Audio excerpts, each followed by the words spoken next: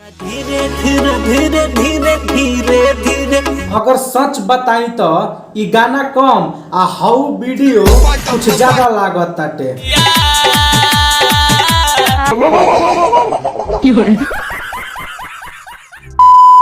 तब भाई लोग आज हम बात करे वाला बानी अश्लील सिंगर के बारे में, जमुना के गाना सुनला के बाद तहनियों को अबलो अबे साले तभी सुर अपना गांड में डाल ले। तो तहनियों को हम पहले ही बता दी कि आज के वीडियो में कुछ ज्यादा ही गाली यूज होखे वाला बा, तो कान में ईयरफोन लगा ली हलो।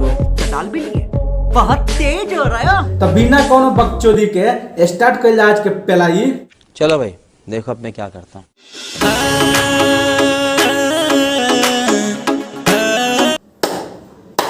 पहले ही मूड खराब, तारा के एगो हम उपाय देतानी, ओकरा के तू ट्राई जरूर करी हो। तू गाना छोड़ के पूर्ण वीडियो बनाव और वही में काम कर। देखो एक दिन में मिलियन पार। तहार बहन के गाड़ी में गाजर तेल हो, ये सब तहनी वीडियो में हमार लंड देखावला लगन का। अश्लील के तो माई बहन चोद के रख देला लगन। साले मजाक बना के रखते हो, भड़वा समझे क्या? नींद में भीज गइला हो, नया चीज देखी पिया पोसीज गइल। एक बार हे सावा के देखलो कितना ओवर एक्टिंग करता। एक साल भैंस के गांव में से आइल वाला का, इससे ज्यादा हम कुछ ना कहे। ए भोंसड़ी वाले चाचा तू ही कुछ बोला हे सारवा के। बेटी चो भड़वा फटेले कॉन्डम का नतीजा।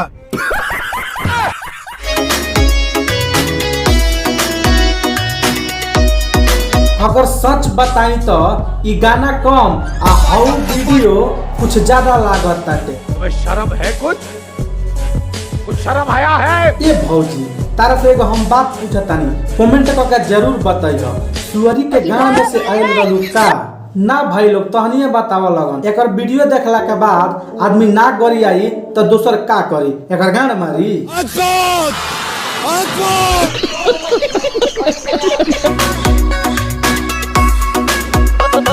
मारा कस के और सरौ के मार के करे तू द, लेकिन हम तहार गांव तू दे लाल से मार के। बड़ा ढोड़ी के नीचे निहारो तारो, ई तो खाली ढूंढिए के नीचे निहारत आ तू गान आहू आहई सब देखा देलू ओकर का।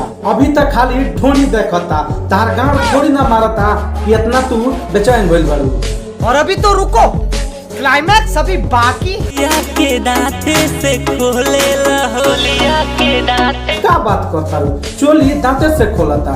एक साल चोली दांते से खोलल जाला का, तू कछिया खोला कहीं मुत दी ना तो दालिये के स्वाद मिली ना। भाई लोग तहनिए बतावा लगन चोली दांते से के खोलेला। अरे ओए दादी कुछ कहा है सार के माई के चोदता घचार घचार घचार फेना। नो नो नो नो का लड़का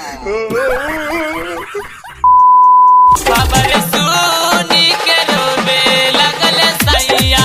अरे वाह क्या गाना गाया है भाई ने, इसको तो पद्मश्री मिलना चाहिए। कहीं गाना है तो कहीं ट्रैक है। अरे वाह दिल जीत लिया भाई ने। तू दिल जीतिए लेला बाड़ा तो एक बार तारा का मौका देता नहीं, एक बार ये लड़ो हमार जीत लो। कौन है ये लोग, कहां से आते हैं? अब तहनिए बताओ लोग भाई लोग एकरा के रोल कहल जाला का। तो भाई रोटी बेले के प्रेस्टिज करता।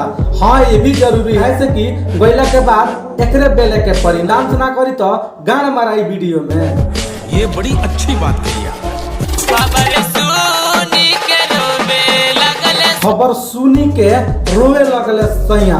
हाँ रोना भी जरूरी है, क्योंकि इस थूत पे इतना टॉप का माल मिली है तो रोना भी तो बनता है ना। तोरा बिना कैसे जियब? अरे हम बतावतानी, हम यहाँ का गजर काटे खातिर बानी। एगो काम कर, 3 टाइम हिलावल कर, ऐसे भी हिला हिला के बर्बादे बाड़। थोड़ा और हिला लो, का पता निकल पड़ो। अरे रे बाबा उठा ले, मेरे को नहीं रे, इन दोनों को उठा ले।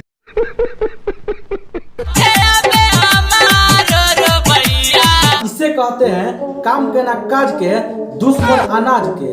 अरे कहना क्या चाहते हो? मतलब ई गाना सुना के झांट में आग लगाइए दे ले, कम से कम थोड़ा डांसो कर ले भाई। क्या सोच है रे तेरी, मानना पड़ेगा। तो बस भाई लोग आज के लिए इतना ही। उम्मीद करता नहीं ये वीडियो तनिक अच्छा लागल है, और वीडियो थोड़ा भी अच्छा लागल तो वीडियो का लाइक करिए लगन, चैनल का सब्सक्राइब करिए लगन। मिले जाए अगला वीडियो में, तब तक के लिए बाय।